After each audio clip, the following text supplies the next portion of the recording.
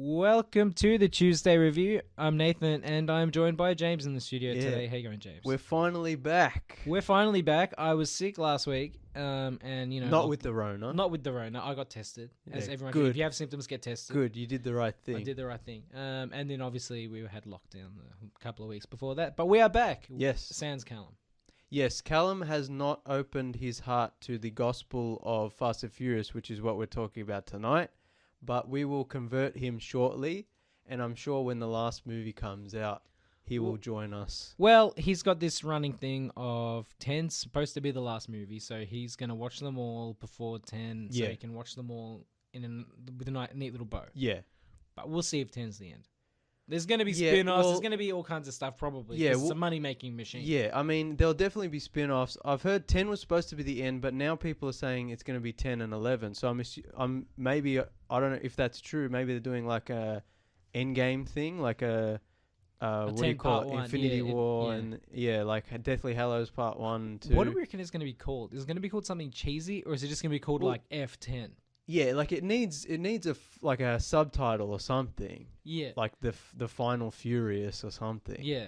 You know, it's gotta, Or because it's going to be like the Family and Furious, or like something really Family weird. and Furious. Like Fast and Furious Family, or like I don't know. Well, actually, I was talking about this with Matt, our friend, and who I saw the movie the first time with, and I was like, there was Fast and Furious 7, and then there was The Fate of the Furious, which is the 8th one, and then this one was just Fast and Furious 9. I was like, oh, they didn't come up with a cool name. Well, didn't they kind of call it And the then- Fast Saga? Well, that's what I was going to say, is then on, it's sort of semi-official title is F9, The Fast Saga.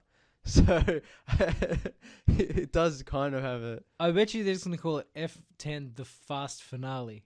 Like, it'll be something... Yeah, Like- F10, yeah, the final, yeah. It'll be something kind of just But really yeah. generic. I don't know. The Last and the Furious. Send us a check. Yeah, the Last and the Furious. Yeah. The one where Tez and Roman actually die. No, they got a spin-off. You got to have the spin-off. Yeah, they've got to have the spin-off. Yeah. Out of all the characters, they have to have the spin-off. Well, this is actually something we were talking about last night.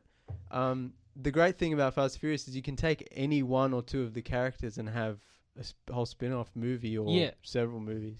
But anyway, so we are reviewing Fast and Furious 9 tonight. And I guess like spoilers, because Just if spoilers you're not in going to watch, general, yeah. it's the 9th movie. Like it's like with Marvel, you're either in or you're out. Yeah. And actually this brings me to a... Oh, to be fair, the movie's only just come out, so I know spoilers, but there Oh, might be people who are, but like in terms, because most of the people listen to the podcast, and so if you've clicked onto this, you've done it on purpose. yeah. I don't think you slipped No, and of like course. downloaded. We may have a Tuesday- couple. yeah. We may have a couple of live listeners. All right, Is there such there's butt dialing? Is there such thing as butt listening. accidentally downloading, subscribing to our podcast and Or- then downloading, or this- accidentally butt dialing into 98.9 Northwest FM. Well, that's more understandable because that's a lot. Like you actually tune the radio or whatever. You could technically come across this live. But yeah, in terms of the podcast, if you're listening to this, you've either seen the movie or don't care about spoilers. So spoilers for all the Fast and Furious. I mean, it goes without saying. Yeah. But this actually brings me to a good point, which I've been a big fan of the series since the first one, when I first saw it in 20 years ago. This is Back when we were like babies, like just Yes, entering yeah. high school, last year's of primary not even the school. first one came out when I was about 10. Yeah. So, like, I've been a fan since then. So it's the 20th anniversary this year of the first one, and since then I've watched them all, and I've grown up with these characters and this universe, and obviously it's gone through its ups and downs, and each movie has gotten progressively bigger and crazier. And so this movie specifically, the 9th one, like more so than any of the other ones, is like I don't like to use the word, but like it's a good descriptor. It's quote unquote for the fans. Yeah. This one more than Yeah. any of the others. And what's interesting though, It's almost, in a way, again, it's a weird kind of movie to use descriptors for. It's almost nostalgic. The movie itself is like, yeah, it's gently referential and nostalgic. Yeah, And yeah, it's for at this point, they've become superhero movies where the superpower is cars. and they kind of right? make jokes about And- that too. Yeah. And the movie knows it. Yeah. The way I describe it is they know we know. The people making the movies know we know it's stupid, and know they've seen the message boards. They know what we discussed. They know we wanted them to go to space, and so the people making the movie were like, we know it's dumb. We're gonna do it And it's not just regular going to space. It's going to space in like in a Pontiac, Pontiac Fiera. Fiera. But Because it's like, you think they'd be going in some sort of rocket ship. No, they're going in a car. yeah, Like God intended. yeah, no, because it's Fast and Furious, and even though it's no longer about the cars, it's their superpower is And cars. somewhere Elon is sitting there going, And- I did it first. He's gonna sue them for copyright. But like at this point, like the fifth one was the one where they kind of turned it up, and like it was more like an action thriller heist. Or like I described it to Callum as like, it's almost like Mission Impossible that doesn't take itself too seriously. Yeah, it's like a way dumber, Yeah. way more over the it's more cartoonishly over the top. Yeah. Mission Impossible. They go around the world, they blow stuff up, there's stunts. But like the fifth one was kind of over, like to sustain itself, the franchise had to reinvent itself to survive. And so by the fifth one, they kind of had to turn it into like a ensemble cast Mission Impossible, like action heist. Which thing. really, it's the ultimate cinema movie. Is your Yeah, like just that in general, like that's what they turned it into. yeah, no, it had to do that. Yeah. Like it wasn't really about the cars since the first one, and the movies were sort of up and down. Like you didn't know where they were going. They were kind of getting a bit rough, then getting a bit, And the fifth one reinvented it, and is arguably one of the best ones. And then the sixth one, they turned it up to 11. They're like, we're gonna do that, but more. And then the seventh one is just like, again, crazier and crazier. And Paul Walker unfortunately passed away, and so that movie had other problems. But like, then the eighth movie, and then they're like, oh, it's crazy. There's submarines and guys stuff flying around. By this point, the ninth movie, like I said, the filmmakers are aware of how crazy it's gotten, and they know the fans know it's crazy and stupid, and so they just lean into it. Yeah. They're just like, this is dumb, just go with it. Yeah, they repeatedly almost break the Yeah. fourth wall. It turns everything up to 10. It's like self-aware. Like Yeah. Roman talks about how like How the crew might be, the family might be invincible. they might be special. Yeah, Yeah. they're not normal human Because they beings. keep yeah. going on all these crazy Well, missions, and they always get not a scratch. Exactly, and like in the beginning of the movie, almost to prove this is a point, Roman has a series of incidences Yeah, in was it Monte Quinto, yeah. where he gets shot 14 times. Yeah. Or he's the only character with a He gets bulletproof shot vest. at. Yeah, he gets shot at by a bunch of guys with AK-47s. A bunch of army people too. Yeah. They would be trained. Yeah, And he gets shot a bunch of times by like a whole group of people, which he manages to kill them all by accident, Yeah. kind of. And he's the only one with the bulletproof vest. He's the only one that gets shot. he was the only one prepared. He had He was that the only one big prepared, ass yeah. like tank And everyone thing. makes fun of him Yeah. for it. And then, and he nearly blows himself up in a landmine. But it's like, Yeah. and then he nearly gets squashed by a car. Yeah, it's like the thing fall, and you think Yeah. he's dead, Yeah. and then he just walks around. And he's like, am I the only one taking crazy pills? Like, Yeah. I should be dead. Yeah, but it's like you Yeah. when they wrote that, they knew exactly what they It's were like doing. he knows that something. It's like he knows he's living in a simulation. Yeah, It's like everyone else is just like, no, this is how we are normally. Yeah. He's like, this is not normal. but It's yeah. very entertaining. So by this point, like I said, it's like a Marvel movie, and this one Yeah. especially, like I said, it's quote unquote for the fans. This one feels more like an Avengers type thing, where it's like you have to have seen them all to get this one. There's lots of flashbacks, lots of character characters returning, cameos and whatever, lots of callbacks. Look, I've seen them all, and I still couldn't place a couple of the characters because they take them from everywhere. Yeah, and that's what I was gonna say. That actually leads me to another point, which, like I said, I had grown up with these characters, but Nathan, you had only seen all the movies together last year or the year before. Yeah. Recently, you watched them all. Yeah, within the last year, before Hobbs and Shaw.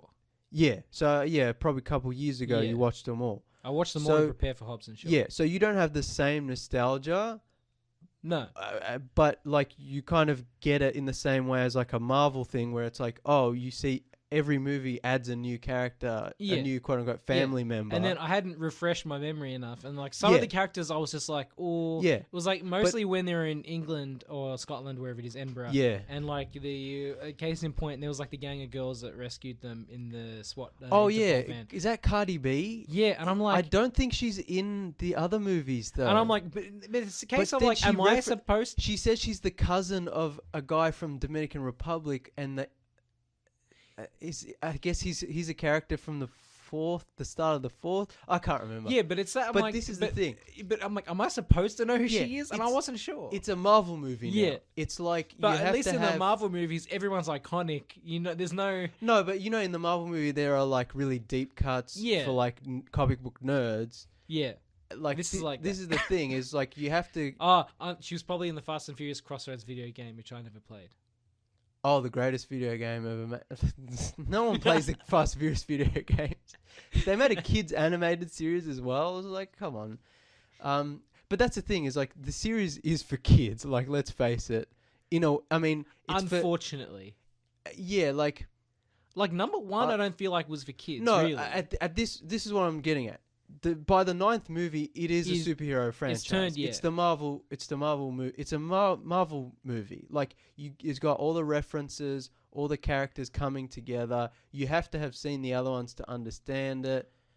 You know what I mean? Yeah. I mean, like it is. I'd say it's for older kids. It can get a little brutal. Like I was surprised at some of the violence in this movie. By kids I mean. Oh yeah, no, it's general audiences like, usually. Yeah, like it's. I mean, obviously PG-13. There's no blood. There's no swearing. But it's generally safe. This movie especially, like the 9th movie, gets so cartoonish. Yeah. That like even though I said like 6, 7, 8, those movies get really crazy over the top. Like cars flipping around and drones and hacking and whatever. And this one just goes... There's jumping the shark and then there's like jumping the moon. I don't know how... You know, this one is like full cartoonish. Like, yeah, it does. It's a live action cartoon. But, there was one scene though in this movie where... Vin Diesel is like sort of almost not quite sacrificing himself, but he's like got a bunch of guys. Was great. And there's like a fight scene in like a tower sort of. He kills thing. like 50 guys with his bare hands. Yeah, and it's then he's like throwing them off this like ledge. All the other violence in this movie, this is like right. It's a little it's this scene in particular is a little bit tonally inconsistent with the rest of the movie. Yeah, I dig it. Yeah, but I'm like it's a bit of but that's how crazy this movie is. He's like snapping dudes' Vin necks Diesel. And like. Yeah, like he's like hanging guys with chains. Yeah, he's like it's like cracks the guy's back is this pitch black? I'm like, am I watching a different movie right now? That would be awesome. But then, he goes full Bane in like Batman. That's the thing. He's just like killing these guys, like cracking their like backs and choking them out and throwing them off ledges. And then he grabs these chains and literally pulls down the ceiling, which is made of like concrete. And it's so ridiculous and so funny. Yeah, it's amazing, but like I was a bit shocked when I saw it because I'm like, this is wildly tonally inconsistent with all the other violent. They do that kind of stuff, but usually you don't see the sort of like that level of brutality. Yeah, it's still like very bloodless and it's bloodless, but it's more it's more physicality that one's more to brutal. The violence, but it's good. Yeah, the actions were. But that's praise to the stuntmen in this movie as well. Oh yeah, all the praise to the stuntmen in this movie. The problem with movies like this is there's so much CGI that it's kind of you can forget that there's a lot of stunt work that goes into it, and there are like so many good stunts in this movie, like crazy. Yeah, like there's a lot of CGI, there's crazy stuff that happens in this movie that I was like, whoa, like how did they do that? I just have to respect the stuntmen in this movie, like all the sort of like the jumping off bridges onto cars, jumping between cars. There's a bit where John Cena's character jumps from like one bus to another bus, and he like I assume it's a stunt guy and not him. It might have been him. But he slips as he's landing. Look, we were having a conversation last night about John Cena. Do you think he has the athleticism to jump a bus like that? Yeah, probably not. But here's the thing about John Cena. He's not very aerobic in terms of his build. No, the man is a beefcake. He's not very flexible. He looks like a He-Man action figure. Yeah, like he doesn't look like a real person. No, which means he fits right into this movie. No. He works for the movie 100%. All I'm saying is these stunts, I don't think he could pull them off. Yeah, like he could do the lifting and like some of the the more like the physical fighting, but as far as athleticism and jumping and maneuverability. His muscles must get in the way. But also, we were talking about this because he was a wrestler, or is a wrestler, for so long, and he does, what do you call it? It might still be just like muscle memory.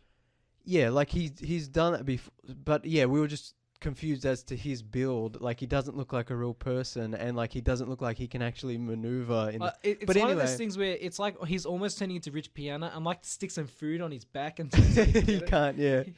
But like what I was saying is like he jumps and he's like when he lands on the other bus, he like slips, and I was like, ooh, I was like that was close, and it gave me the feeling of watching like a 70s or 80s action movie where they do the stunts and you can tell it's super dangerous, and there was no safety precautions on set, and there was no rules. Yeah. And I'm like, this movie is so far removed from that because it's a modern, polished CGI, quote unquote kid friendly film. It's so far away from that. But that one stunt, and then there's cars flipping and all that stuff, which is like great. But one thing I want to talk about is because of that kind of, it's the 9th movie. 10 is supposed to be the last one, although I've heard 10 and 11. I don't know where people are getting that info. But we're getting to a point now. Getting to a climax. We're getting to an end game situation. And like as I was saying, the movies have built up over 20 years. They've added new family members. They've, there's always something like, going on, like stuff to like I said, it's like a comic book movie, stuff to remember, places they went, events they reference, and it has that inbuilt nostalgia. And I want to know, for someone like you who's newer to the series, like your take on the kind of nostalgia-ness of it. Like being in the 9th film in a 20-year-old. Like, I can understand it, especially if you're a fan watching it from, like 2001 or where the first movie came out. Like I remember leaning over to you and I'm like, how old is Vin Diesel? Because like the flashback scenes, which are cast very well, by the way. The flashback scenes are really good, and I would watch a whole movie, like prequel movie of these. They casted both Vin Diesel and John Cena's younger counterparts very well, I think.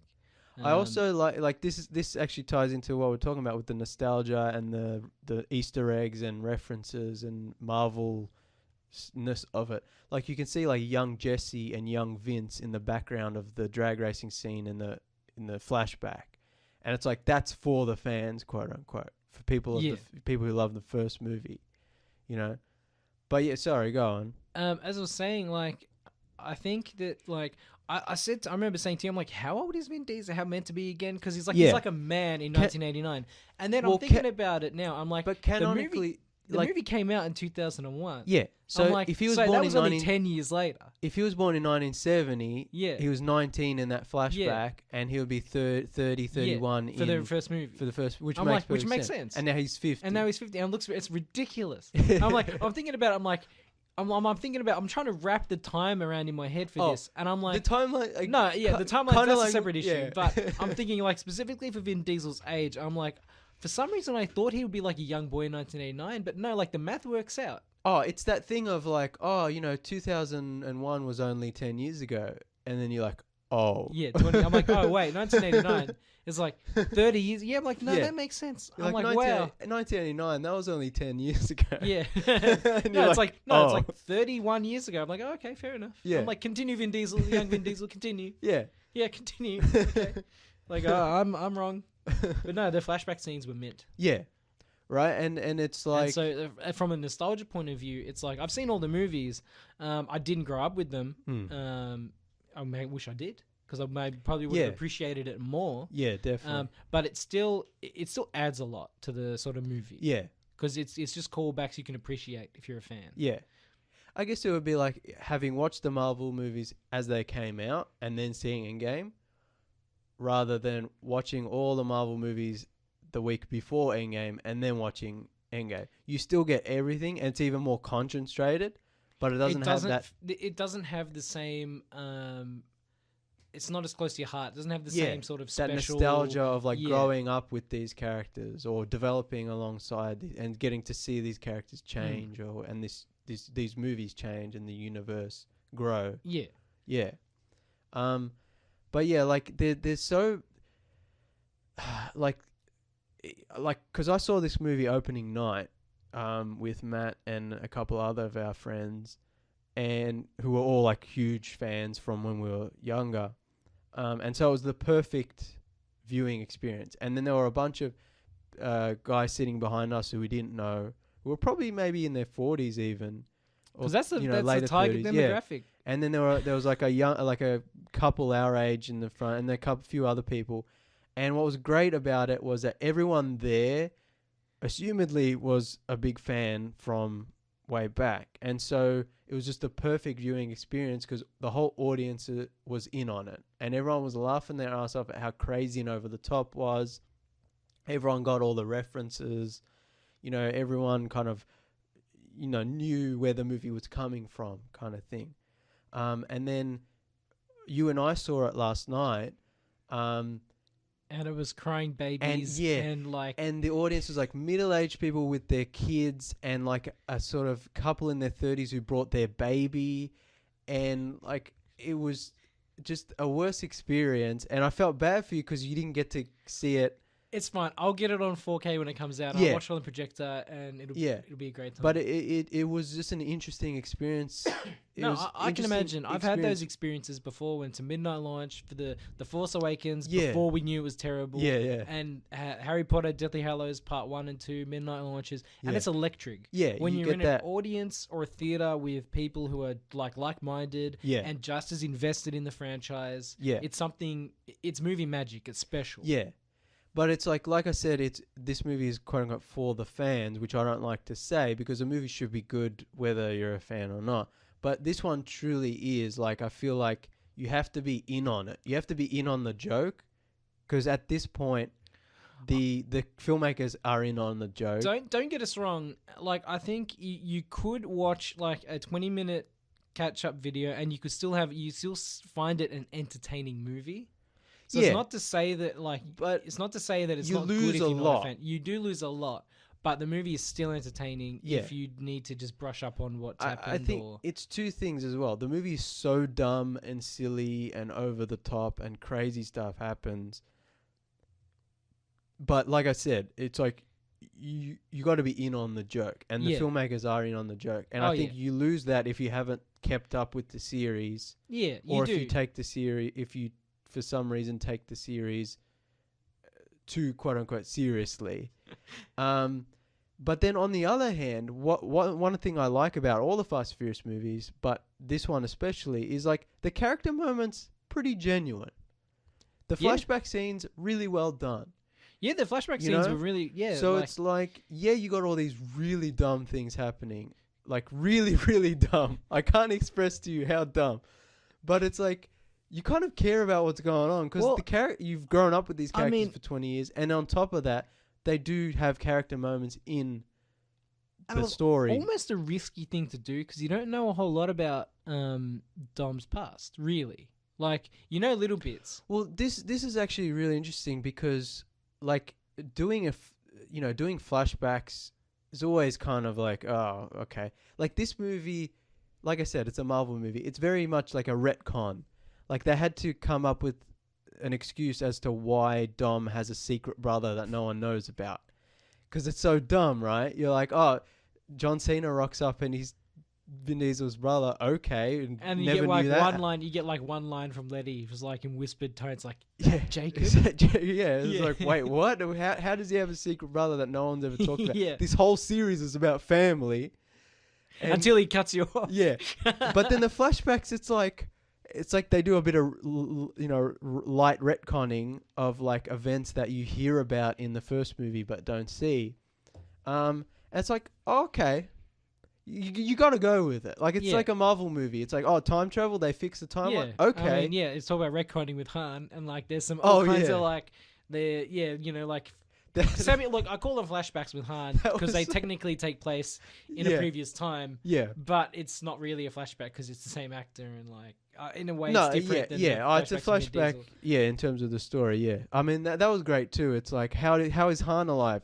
Oh, it's the CIA. Okay. It's just like he faked his death. Oh, Mr. Nobody fixed it. And it wasn't that hard. Oh, okay. But Jason Statham still thinks he put 2 bullets in your head, Han. Like, who did he kill? I love that. Innocent. I love that shot. I love that shot of Han like upside down in the car, bleeding to death, and then Jason Statham walks past, and then and Han's gone. I'm like, oh my god, that's so good. Like, it's so dumb. It doesn't make any sense, but okay, fine. Yeah, why not? Everyone wanted Han back. The filmmakers finally listened, and he came back. Good. Yeah, good. Like, it was always going to happen. I mean, he's the best character in the franchise from the best movie in the franchise. Worst movie in the franchise, best character in the franchise. Sean Boswell as well. But this is the thing, right? I personally don't like Tokyo Drift very much. You and a lot of other people like it quite a bit. But it's the Marvel Universe now, so when they bring characters back from Tokyo Drift, I'm like, wow, awesome. Yeah, because it's something, because it's... Yeah, like when they bring Sean Boswell back, and Twinkie, and what's the other guy's name? Earl? Something like that? Yeah. It's like, oh, cool, it's those guys from that movie I didn't really like, but I remember watching them. Yeah, but it's still like, in quotes, a crossover. Yeah. It's still like bringing characters from other movies into the main. It's like, Thor, the first 2 Thor movies weren't great, but when Natalie Portman comes back, awesome. When a character rocks up from those movies, awesome. Like, I'm not going to lie and say Sean Boswell doesn't shit me. Because he does. But this is what's great. This is what's great about Fast and Furious in general, but the 9th movie is you bring Sean Boswell back, and he works better as like a smaller supporting character. Yeah, almost comic relief. And they've distilled him down to the essence of his character, which I want to go fast. And so now his thing is, I just want to make things go really fast. And so he straps a rocket on top of a Pontiac Fiero, and it's awesome. Like, it makes so much sense. It's good. It's good time. And it's look, that like this a minor issue I was always going to have with this is like, it's that timeline issue, semi-timeline issue, where it's just like, Sean Boswell's character should be in his like 20s maybe. I don't know, but he's like a 40-something-year-old man now, and it's like, just pretend he's in his 20s. Yeah, just close your eyes and move on. Yeah, I mean, that's the thing. When not only do they bring Han back and show the flashback of how he faked his death, and the same thing with Han too. He should be in his 20s. Yeah, I don't know what the hell how old he's supposed to be. But then it's like they do that flashback, and then they flash back again, and they're like, actually, Han saved a young girl, and he's been raising her, and now she's in her teens / early 20s. I don't know what. And I'm like, wait, what? Where is this timeline? When did this happen? I'm like trying to work it out in my head, and I'm like, you know what? It doesn't matter. Look, I'm sure in a few weeks we'll have someone's thesis. Oh, yeah. Like, it'll all be explained in, like, the crazy mind maps that we did at the start of this, when we started this show, like Bandersnatch. Yeah. Like I said, this is a Marvel movie. There will be people trying to connect things together and trying to explain things and try to be like, well, actually, if you watch this deleted scene. And I guess that's kind of part of the fun of it, too. Yeah. You know what I mean? Yeah. Like, it's like, you have to be in on it. Yeah. Like, a lot of people... Callum, has this sometimes as well, where a lot of people stick their nose up at it. It's dumb, it's over the top, it's silly. I tell him all the time, and Alan tells him all the time, like, he would enjoy it because it's the Mission Impossible, but stupid. Yeah, and it's like, actually, a lot of the times on this show, we actually talk about how, like, we can get a bit like, oh, that was dumb. They shouldn't have done that. Why did they ruined it, kind of thing.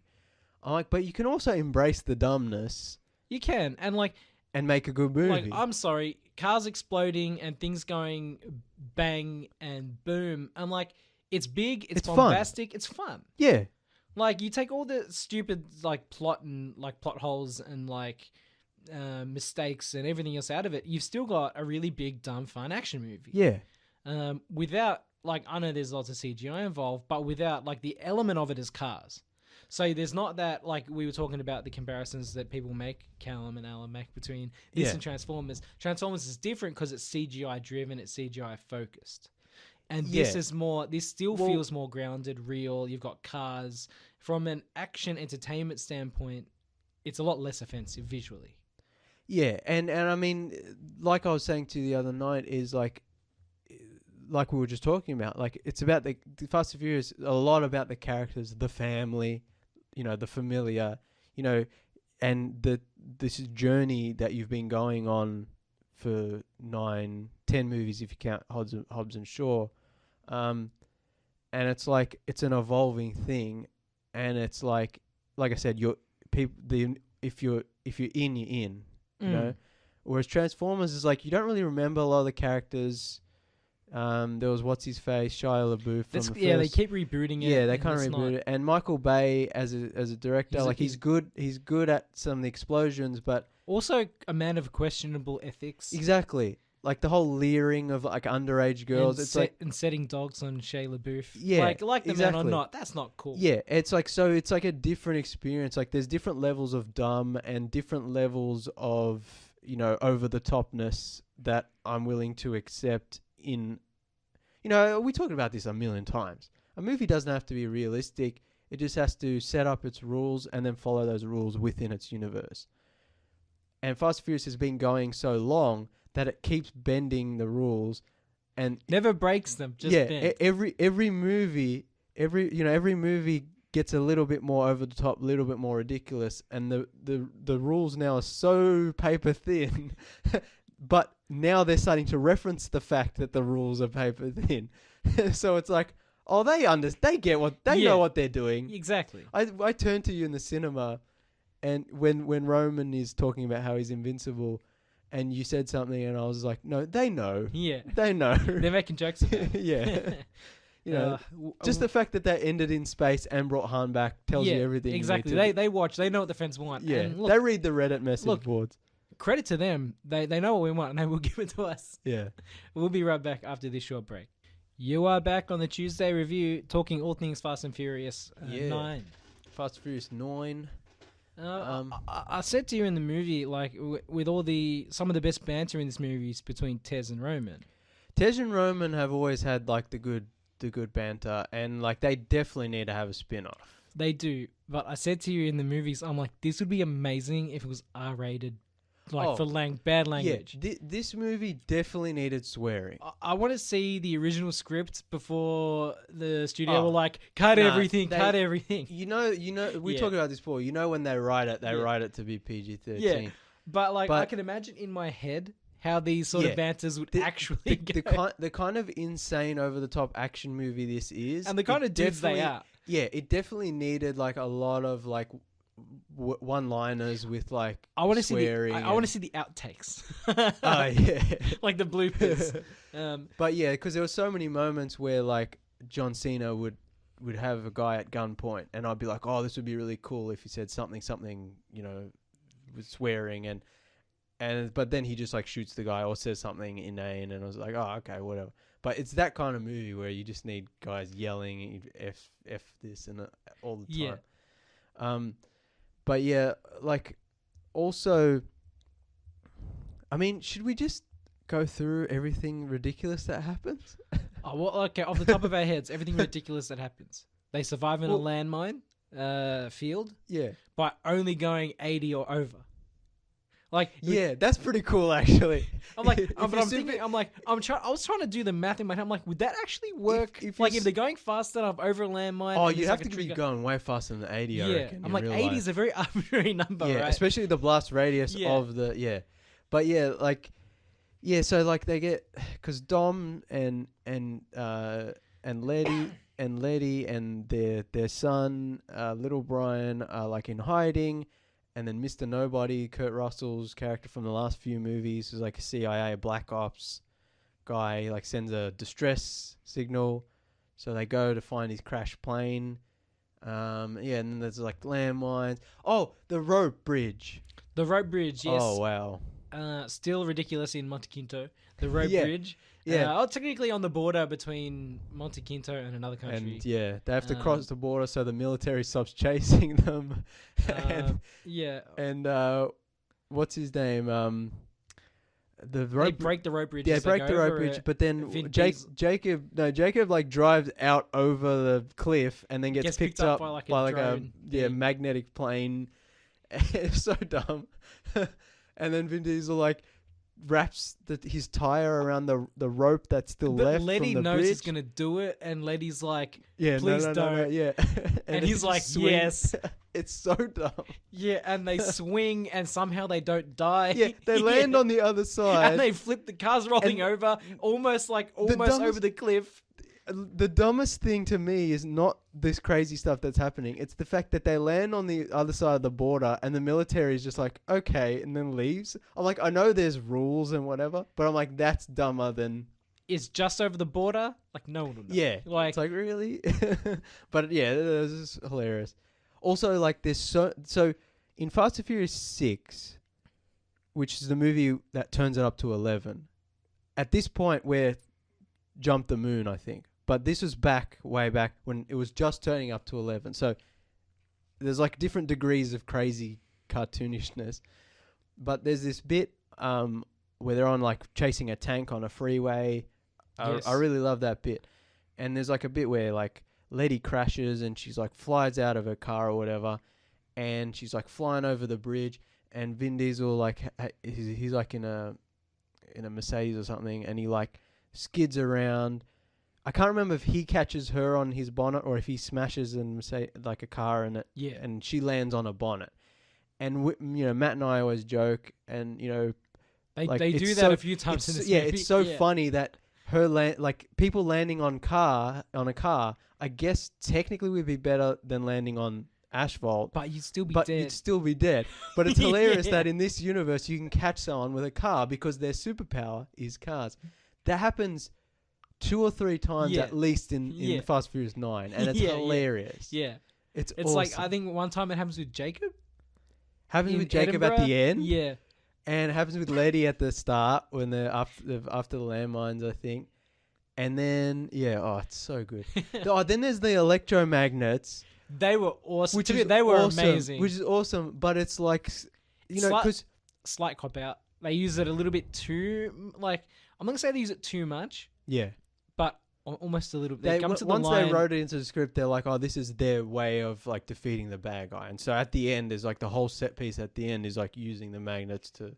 Look, that was cool. What I would have loved to have seen with that set piece at the end, though, is because like magnets, if like properly controlled, they should have just levitated the beast.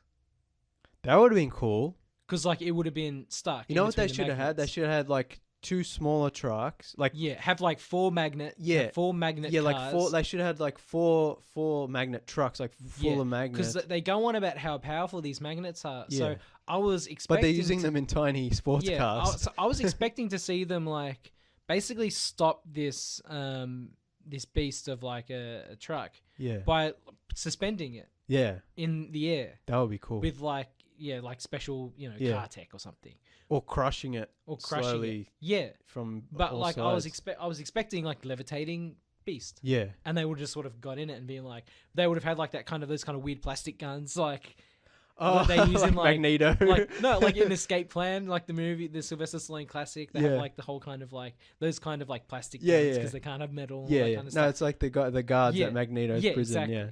I was expecting some cool stuff like that, but I didn't get it. You can't have everything. Look, the movie. There's definitely some missed opportunities in the movie. There were a couple of times where they could have done that better, and there is a lot of bad CGI. Also, even though it's a dumb movie with crazy cartoonish things happening, when there's bad CGI, it's still ugh.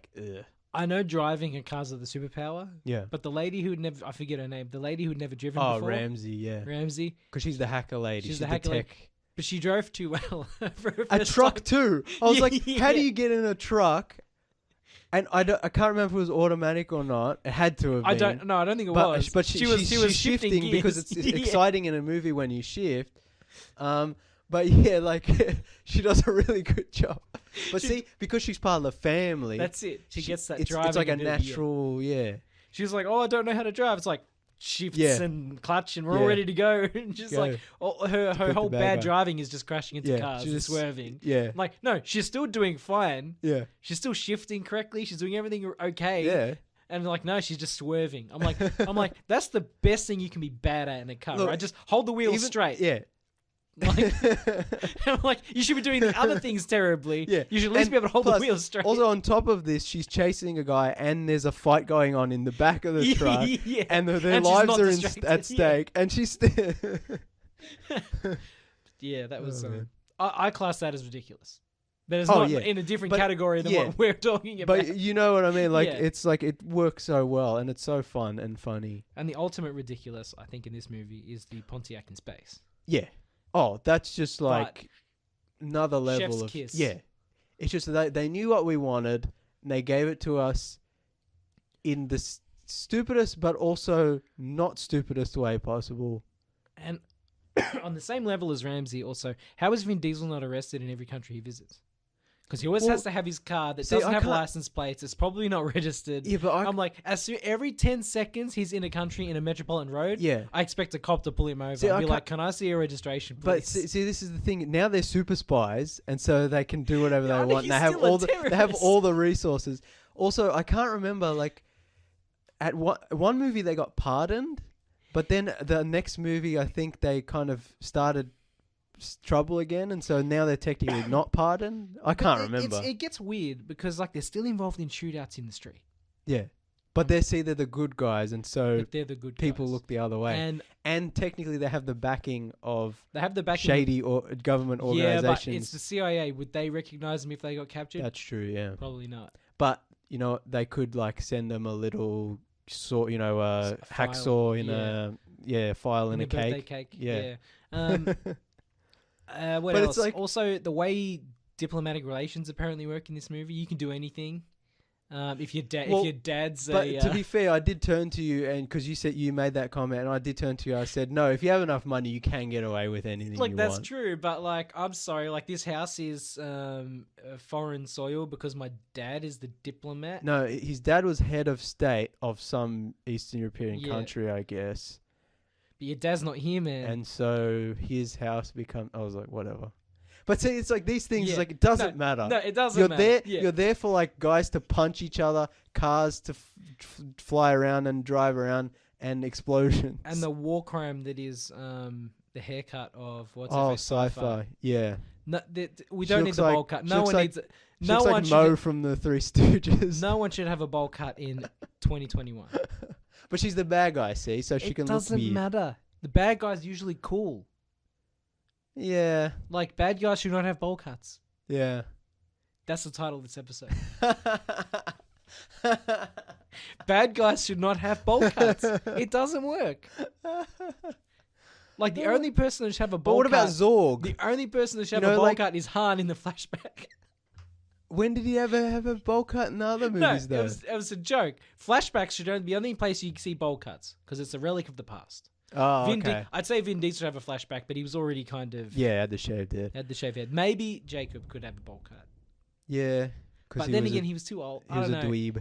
No, but then they do the second flashback when he's even younger. When Vin Diesel is drowning and he has that flashback, which is so stupid and yet actually kind of poignant. Yeah. Where he's seeing his father and himself as a child. I did like that moment when they had the moment where it's Vin Diesel standing in the hallway and it's the younger actor in the reflection. Yeah. That was a nice touch. There's good amounts of there's there's bad cheese, there's good cheese, and there's like the right amount of cheese. And that's straddles the edge, but it's still on the good side. It's not quite Spielberg level cheese, but yeah, we're getting close. It's nice. Yeah, it's nice. But yeah, no, bowl cuts are a no-go. Keep it out of movies, please. Okay, but I'm like, she's a bad guy. She can have a weird, stupid haircut. Like she can have like bad guys are supposed to be like weird and eccentric, and like you're not supposed to like them, or like at least visually they can be more repulsive. Then again, I don't know. Maybe we can talk about Charlize Theron. She can do whatever she wants, and she's gorgeous. That's also true. And I was right about to say. Then again, what do we know? Maybe bowl cuts are back for hipsters. Like hipster fashion. I don't know anything about it. Yeah, I'm sure. Bowl cuts could be fashionable if you have that certain level of cred. Yeah, I don't know. Probably. We're going way off the rails. We're not particularly fashionable. No. This episode's going way off the rails. Let's bring it back to... Much like Fast and Furious itself. Yeah. It's gone way off the rails. Oh, man. Yeah, but like the magnet stuff, awesome. It was very well done. Oh, when Roman's... Like, that's the other thing is like, because it's so cartoonish now. The other movies were over the top, but the action kind of happens in a way where you're like, oh, yeah... There was no collateral damage, or you kind of don't think about it. This movie, they're in the middle of populated areas, and there's like stuff blowing up and cars going, and they're pulling magnets, and it's like, just no one gets hurt. Yeah, and it's just so they make jokes cartoonish. About it. Yeah, no, but like people, like civilians, like I put that down to more being a PG movie. No, but obviously you're not going to have like James Bond or whoever it is, or even superheroes. You're not going to have the heroes smash through a building and there be people in there, obviously.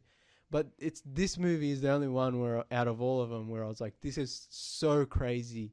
Like even when they turn the electromagnet on when Roman is eating and the spoon or fork or whatever goes flying out of his mouth, gets stuck on the magnet. I was like, that would rip his face off. Yeah, probably, yeah. He's like, man, I'm hungry. Yeah. So good. I think that, I like the soundtrack in this one more than the last couple of movies. I like the soundtrack. Some of the best parts of the soundtrack was when it's a flashback to the racing. Yeah. And it's like got that sort of 90s gangster rap. Yeah, sort of like, I think it was Appetite for Destruction, and then there was I think it was RZA. It was like Prodigy / RZA kind of mashup. Yeah, but there was some cool tracks. Yeah. I want to look into what they were for the flashbacks. Some of the flashback scenes, like the racing scenes, tracks were on point. Yeah, I want to honestly, like, as silly as these movies have gotten, and as silly as they will continue to be, because they kind of have to one-up themselves every time. Yeah. Like, I would like a prequel where it's like there's just no sci-fi crazy over-the-top stuff. Yeah. Or a spin-off. You want a prequel that's closer to number 1. Yeah, because like, I maintain that they could have, after 6, they could have, quote-unquote, gone back to their roots and kind of grounded a bit more. But they decided to just keep turning it up and keep going crazy until they got to space. I think there's another opportunity when they round out this arc. Yeah, but and then the Hobbs and Shaw came out, and I personally didn't really like all the robot stuff, sci-fi stuff. I was like, that wasn't really necessary, but whatever. Look, I like Hobbs and Shaw only because I like Jason Statham. Oh yeah, he's great. He's great. Yeah, he's hilarious. The rest of the movie, I could take it or leave it's fine. Like it's a fun action movie. Some but yeah. of the there are some concerns with The Rock and we'll say exploitation of his culture in the movie. Well, we've talked about this many times before. The problem with The Rock is he doesn't play characters; he plays The Rock. And Hobbs, the character, has now just become The Rock because Hobbs is like a Pacific Islander, and he like goes to. And I'm like, oh, this is just about The Rock. Yeah, and I'm not sure how comfortable I was with Hobbs and Shaw when they're like going to war at the end, and it's like, no, we're gonna do it the traditional tribal way. They all just would have been murdered straight out. Yeah, but I mean, this takes place in a universe where if you're a family, if you have a family, you win. It's also kind of insulting. It's just like, I don't know. But anyway, that's another issue. But this is one of the reasons. Apparently, why Vin Diesel and The Rock don't get along, because The Rock is just trying to take over Fast and Furious. I mentioned whether he's doing it on purpose or not, at least that's what Vin Diesel probably feels. Yeah, and so that's why The Rock isn't going to be in any of the mainline Fast and Furious movies. I said to you last night, I'm like, look, obviously we don't know, but I get the feeling that like The Rock he's like the drawing cut, whatever movie he's in, right? He has to be the sort of the spectacle. And like of these movies are very Vin Diesel focused. It's the Toretto saga, in a way. Yeah. And so you can't have someone who being like, no, it's like there's no second billing, there's no main billing. It's like, well, after Paul Walker, Vin Diesel now is like the main. Yeah. You can't have The Rock replace him. Yeah. And so it's one of those issues of, well, maybe The Rock shouldn't. If The Rock can't play nice, maybe he shouldn't be. Yeah, but also as we discussed, is this you could take any of the characters and make a spin-off, and so even though the main movies are about the Torettos, like you could still do the Hobbs movies. Yeah, you could do the Hobbs movie or whatever. But I was a bit worried because I'm like, there's no Jason Statham either. Is this a consequence of Hobbs and Shaw? Were they told like you can't be in the next movie? You can't. His mum is in Helen Mirren is the movie.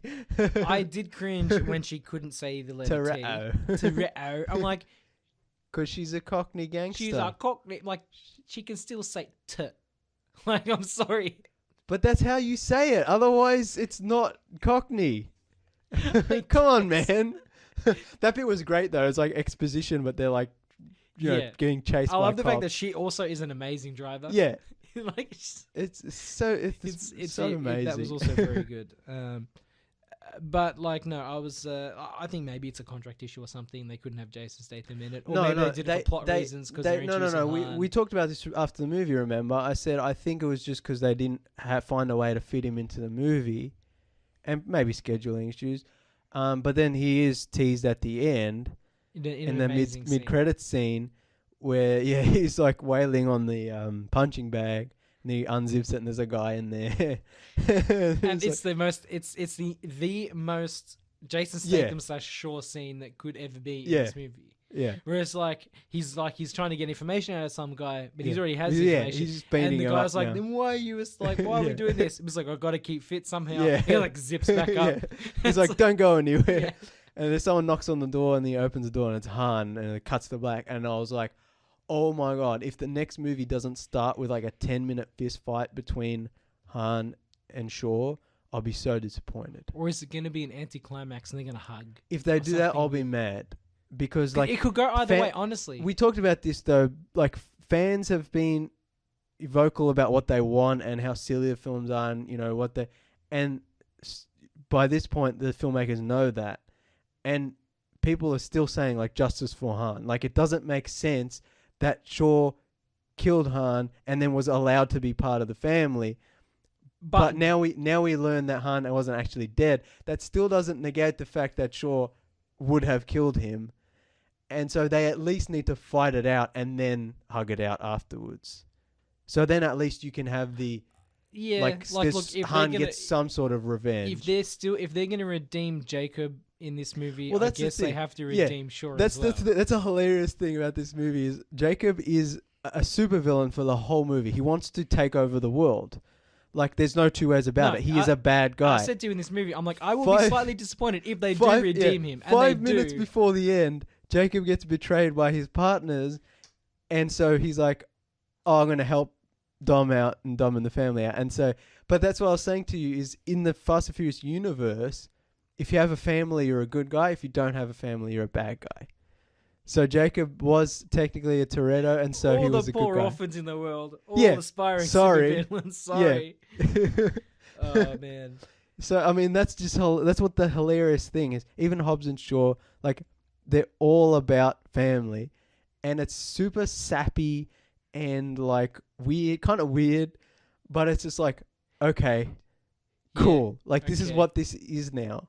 Like, it's the family, It's like... They add 2 more like I said, it's 20 years. You get new characters in. It's like the Marvel movie. They add new characters, whatever. Introduce new characters. Bring back old characters.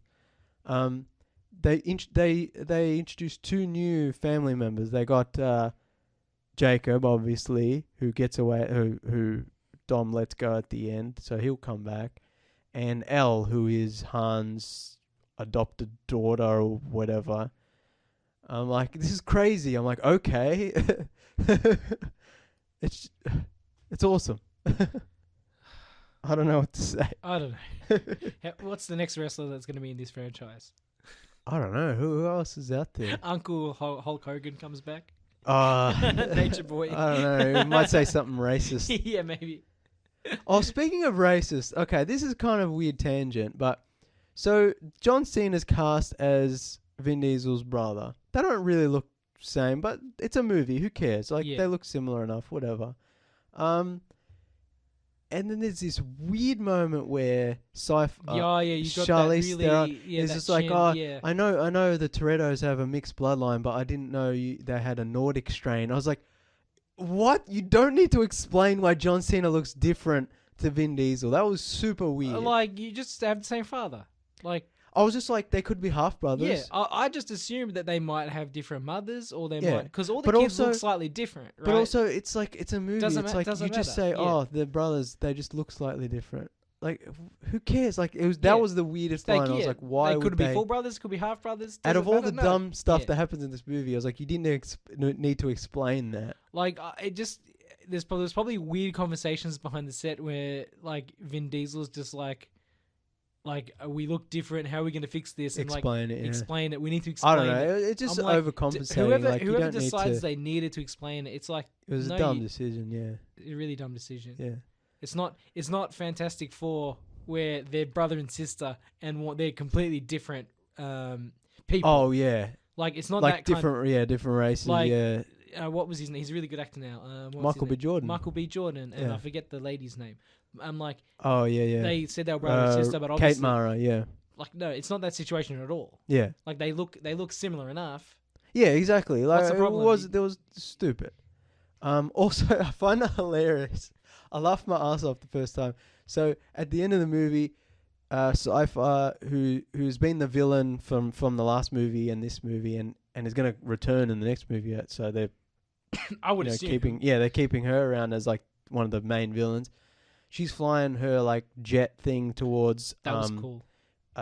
Vin Diesel, and he's in this big truck, and she's like firing missiles at him, and he can't obviously reach her, but this truck is so long that he kind of whips it around, and the trailer of it the tail whips it, and it explodes the jet, and then he like jumps out and like rolls onto the ground and does like a hero pose while it explodes in the background. I'm like, this is hilarious. And then you're like, oh, he just killed Charlize Theron's bad guy because, he's finally getting revenge because she killed the mother of his child. And from the last movie, it's like, oh, yeah. And then it cuts to Charlize Theron in a pilot station, and she's piloting. She was piloting in a drone.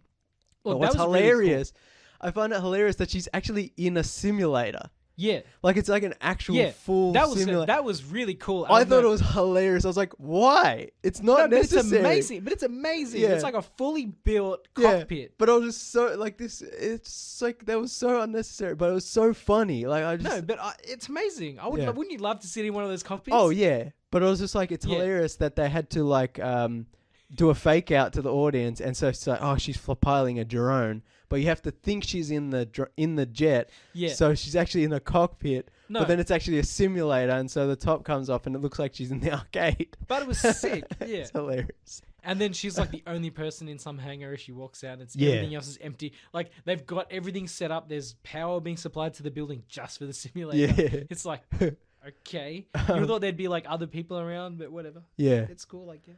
All right, we've run out of time.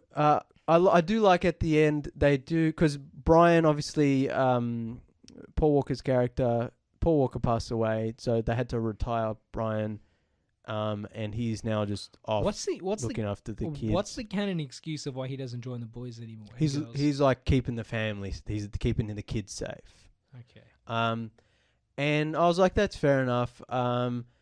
And I do like at the end where he drives up in his signature blue Skyline. I was like, okay, they're keeping him around even though he can't really be there. And again, it's for the fans. Are they going to do a weird... I hope they don't... In the last movie, they'll definitely do a weird CGI, like he walks in and at least they hug him or whatever. I don't think they should have him as like part of the full movie. No. But definitely, if it's the last movie, they should have like him walk on, like using old footage or whatever. They shouldn't Rogue One it. They should just use old footage like they did in 7. But yeah, it's not. It's like I said, it's for the fans. It's nice that they're keeping it around in spirit. Well, speaking of that, they could do something weird like they did with talking about I Watched Army of the Dead. How they added Tig Notaro in, but she's alive. No, but she's alive. But they recorded footage of her to put in. They could do something similar, like. But that's what I'm saying is they use deleted scenes from a previous movie. But they can edit him in. Yeah, but they can edit just his body into whatever scene they want. It doesn't have to be old completed scenes. Yeah, they can do it really effectively. Yeah. Just like his motions or his whatever. So it can look. But you just have to be careful you don't do so weird CGI Andy from Toy Story looking thing. No, definitely not. Like if you watch Army of the Dead with Tig Notaro, they were able to do that. I'm not gonna say easily. But they did a decent job in the 7th movie for the most part, and especially in the parts that really counted, like the end of 7. So I'm sure they can do that for the last movie. Yeah, but it's nice that they're keeping it around. And like I said, like it's kind of like for the fans, like it's a good, they're keeping the family together. We're way out of time. Thanks for listening. Hopefully we'll be back. Callum will be back next week. See you then. Adios, cousins.